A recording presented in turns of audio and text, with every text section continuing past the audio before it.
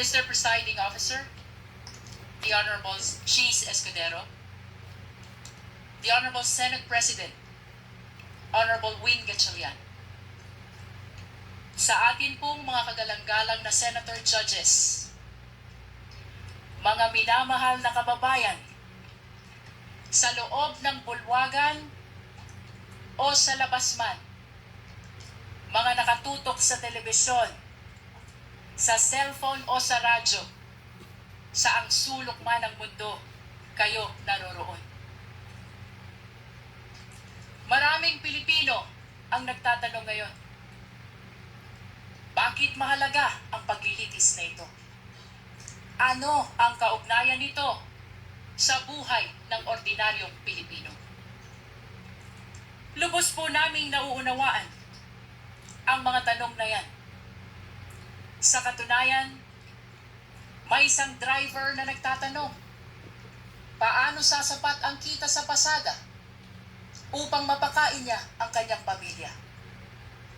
May isang OFW na nagtatanong, hanggang kailan kailangan lumayo upang mapaaral niya ang kanyang mga anak? May isang guro na nagtatanong, paano pagkakasyahin ang kanyang sahod sa dami ng utang na hinuhulugan? May isang manggagawa na nagtatanong, hanggang kailan magtitiis sa pansamantalang trabaho at kakarampot na sweldo? Sa unang tingin, maaring sabihin na malayo sa buhay nila ang paglilitis na ito. Ngunit hindi. Hindi po. Sapagkat ang usapin ngayon ay patungkol sa isang bagay na pag-aari nilang lahat. Ang kanilang pera, ang kanilang tiwala, ang kanilang karapatan na maningil ng pananagutan mula sa mga pinuno na kanilang pinagkatiwalaan. Kapag ang isang empleyado ay nagkamali ng paggamit ng pera ng kumpanya, siya ay pinagpapaliwanag. Kapag ang isang barangay treasurer hindi maipaliwanag ang nawawalang pondo, siya ay iniimbestigahan. Kapag ang isang principal ay naglustay ng pera ng bayan, kahit 5,000 lang yan, siya ay pinaparusahan. Natural lamang na magtanong ang sambayanan, kung ang ordinaryong Pilipino ay pinapanagot, bakit hindi ang pinakamakapangyarihan na opisyal ng pamahalaan? Ito ang dahilan kung bakit mahalaga ang paglilitis na ito. Hindi upang usigin ang isang tao, hindi upang maghiganti sa kalaban, hindi upang manalo sa politika, kundi upang sagutin ang isang tanong na napakahalaga sa kinabukasan ng ating republika. May saysay pa ba ang pananagutan sa ating bansa? Sapagkat ang kasong ito ay higit at lampas sa sino mang opisyal, higit at lampas sa anumang partido, higit at lampas sa alinmang administrasyon.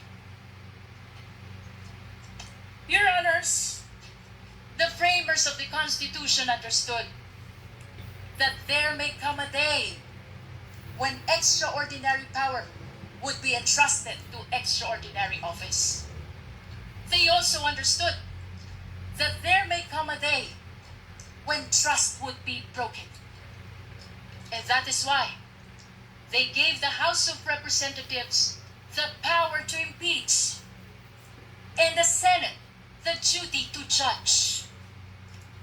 Not to punish political opponents, not to settle political scores, but to protect the republic itself.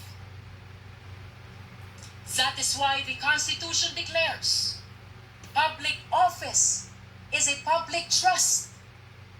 Ang kapangyarihan ay hindi pag-aari ng sino mang opisyal. Hiram lamang ito sa taong bayan. At ito ang dahilan kung bakit naririto tayo ngayon. Your Honors, the prosecution will present exactly what the Constitution requires. Evidence. Hindi chismis. Hindi haka-haka. Hindi propaganda.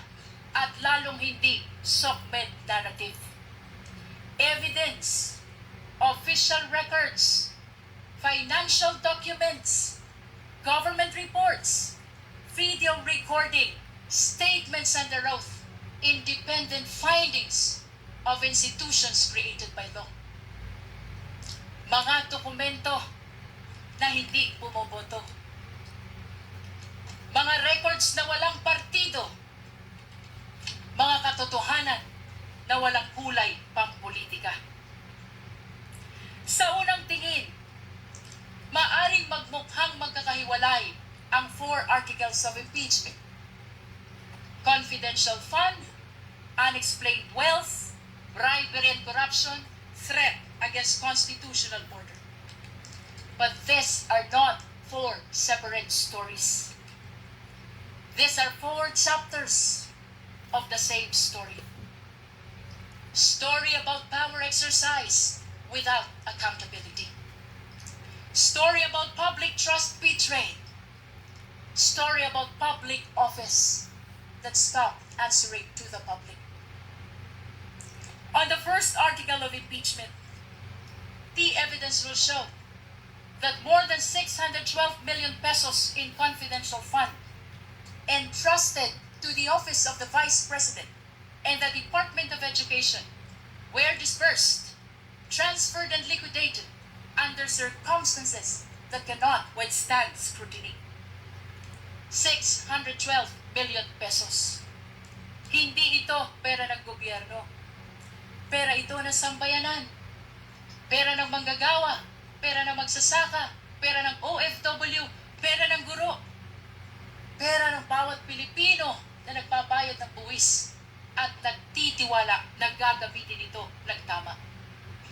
The evidence will show liquidation reports supported by questionable documents. The evidence will show acknowledgement receipts bearing names government records could not verify. Names that transformed accountability into a mockery. Pananagutan na naging kalukuhan. Names that insulted the intelligence of the Filipino people. Mary Grace Piatos, Milky Sikuya, Kokoy Villamin. On the second article of impeachment, the evidence will show financial transactions involving billions of pesos associated with the respondent and her husband. Billions. Hindi milyon, bilyon. At habang milyon-milyong Pilipino ang nagtratrabaho at nag-iipon buong buhay upang magkaroon ng sariling bahay, makapagpaaral ng mga anak, magkaroon ng kaunting seguridad para sa pamilya. Aba, bilyon-bilyong piso ang dumaan sa mga bank accounts na hindi maipaliwanag ng maayos. This article is not about wealth. This is about accountability. This is about explanation. If wealth was lawfully acquired, where is the lawful explanation? If transactions were proper, where is the complete accounting? If numbers truly add up, then why do they refuse to reconcile? On the third article of impeachment, the evidence will show bribery, graft and corruption through the distribution of cash payments and monetary gifts to officials under the supervision of the respondent. This article is not simply about envelopes. This is about institution. This is about whether loyalty was purchased rather than earned. Government cannot function if loyalty is purchased instead of earned. Kapag nabibili ang katapatan, nawawala ang integridad. At kapag nabibili ang opisyal, nabubudol ang bayan. Perhaps the greatest tragedy is where the conduct allegedly occurred in the Department of Education. Tama po sa DepEd, the institution entrusted with teaching future generations honesty, responsibility, integrity. On the fourth article of impeachment, the evidence will show culpable violation of the Constitution, high crime, betrayal of public trust through conduct that threatens constitutional order.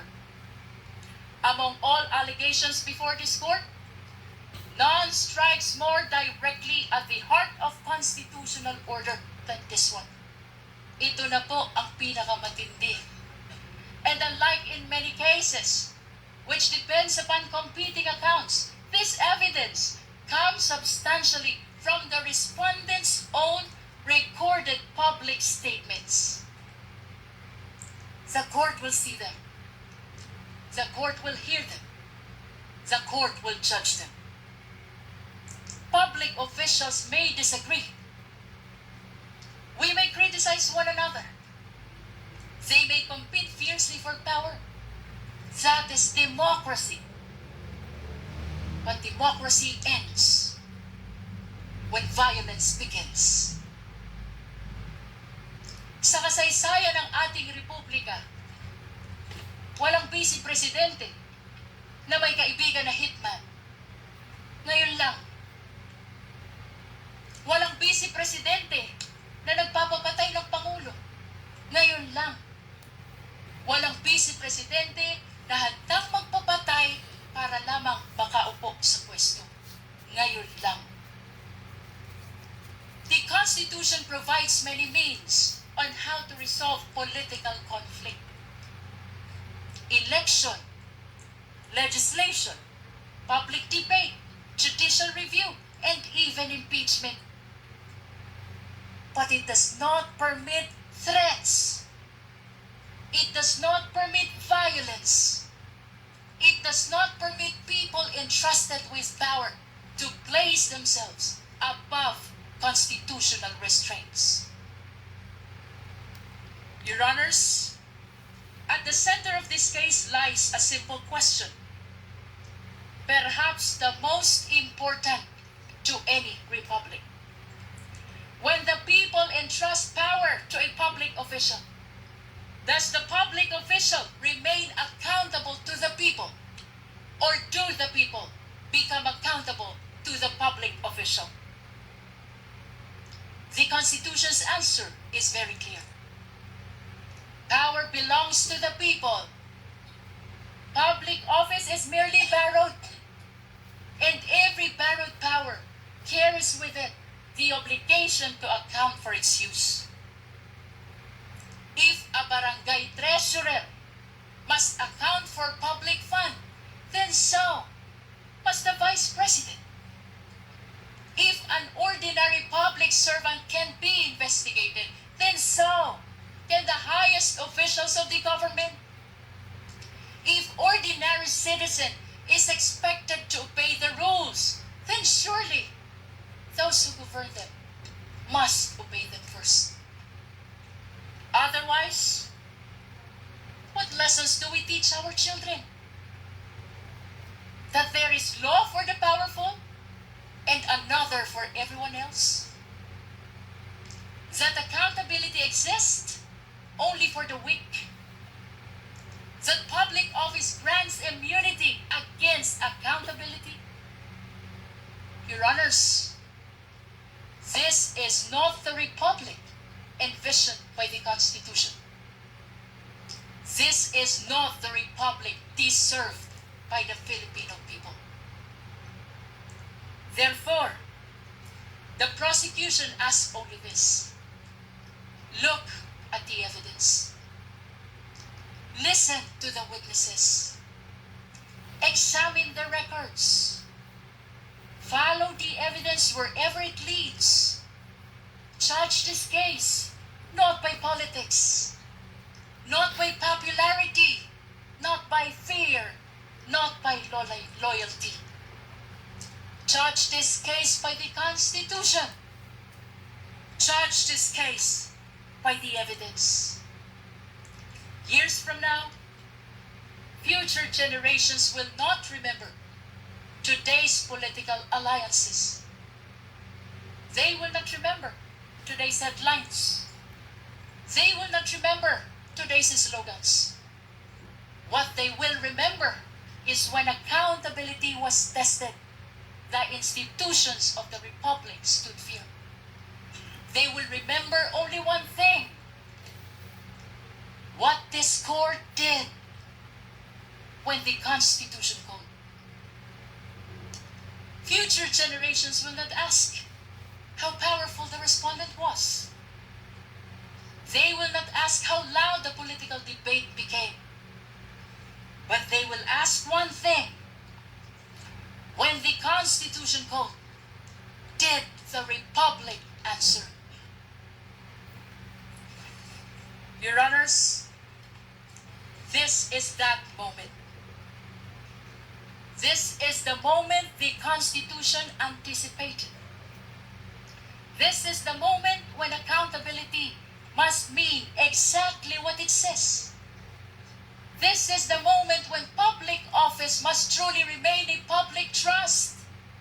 This is the moment when the Republic must demonstrate that laws are applied equally to the powerful and the powerless alike. At matapos marinig ang mga saksi, matapos masuri ang mga dokumento, matapos matimbang lahat ng ebidensya, ang prosekusyon ay naniniwala at naninindigan.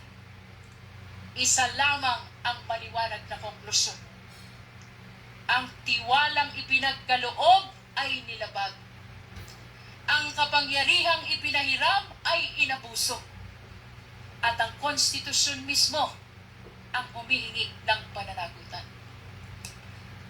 Amid the clarity of the mandate of the Constitution, political noise continues. Political squabbles continues. Political division continues. Please, let me conclude. Salus populi est suprema lex. The welfare of the people is the supreme law. Thank you, Your Honor.